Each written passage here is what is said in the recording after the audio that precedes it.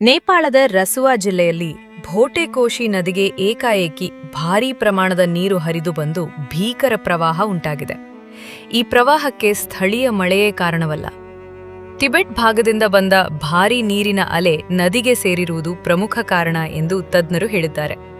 ಹಾಗಾದರೆ ಈ ಹಠಾತ್ ಪ್ರವಾಹಕ್ಕೆ ಕಾರಣವಾದ 5 ಸಾಧ್ಯತೆಗಳೇನು ಅಂತ ನೋಡೋದಾದ್ರೆ, ಮೊದಲನೇದು ಪರ್ಮಾಫ್ರಾಸ್ಟ್ ಕುಸಿತ ಮತ್ತು ಭಾರೀ ಮಣ್ಣು ಕಲ್ಲಿನ ಹರಿವು. ಟಿಬೆಟ್ನ ಮೇಲ್ಭಾಗದಲ್ಲಿ ಭೂಭಾಗ ಕುಸಿದು ಸುಮಾರು 10 ಮೀಟರ್ ಎತ್ತರದ ಅವಶೇಷಗಳ ಪ್ರವಾಹ ನದಿಗೆ ನುಗ್ಗಿರುವ ಸಾಧ್ಯತೆ ಇದೆ.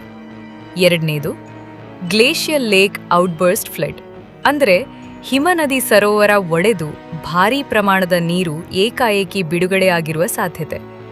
ಮೂರನೇದು ಹಿಮ ಮತ್ತು ಹಿಮನದಿಯ ಏಕಾಏಕಿ ಕರಗುವಿಕೆ ಹಾಗೂ ಹಿಮಕುಸಿತ.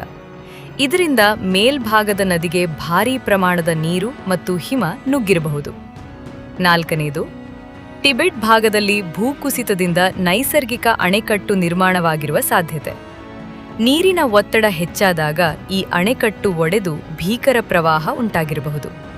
ಐದನೇದು ಟಿಬೆಟ್ನ ಎತ್ತರದ ಪ್ರದೇಶಗಳಲ್ಲಿ ಸಂಭವಿಸಿದ ಭಾರೀ ಮಳೆ. ಈ ಮಳೆ ಹಿಮ ಕರಗುವ ನೀರಿನೊಂದಿಗೆ ಸೇರಿ ನದಿಗೆ ಅಪಾರ ಪ್ರಮಾಣದ ನೀರು ಹರಿದು ಬರುವಂತೆ ಮಾಡಿರಬಹುದು. ಈ ಪ್ರವಾಹದ ಅಲೆ ಸುಮಾರು 8ರಿಂದ 10 ಮೀಟರ್ ಎತ್ತರ ತಲುಪಿದ್ದು, ನೇಪಾಳ ಚೀನಾ ಸಂಪರ್ಕದ ಫ್ರೆಂಡ್ಶಿಪ್ ಬ್ರಿಡ್ಜ್ ಸೇರಿದಂತೆ ಹಲವು ಮೂಲ ಸೌಕರ್ಯಗಳಿಗೆ ಭಾರೀ ಹಾನಿಯಾಗಿದೆ.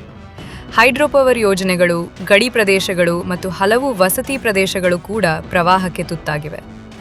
ನಾಪತ್ತೆಯಾದವರಿಗಾಗಿ ರಕ್ಷಣಾ ಕಾರ್ಯಾಚರಣೆ ಮುಂದುವರಿದಿದ್ದು, ಕೆಳಭಾಗದ ಜಿಲ್ಲೆಗಳಲ್ಲಿ ಹೈ ಅಲರ್ಟ್ ಘೋಷಿಸಲಾಗಿದೆ.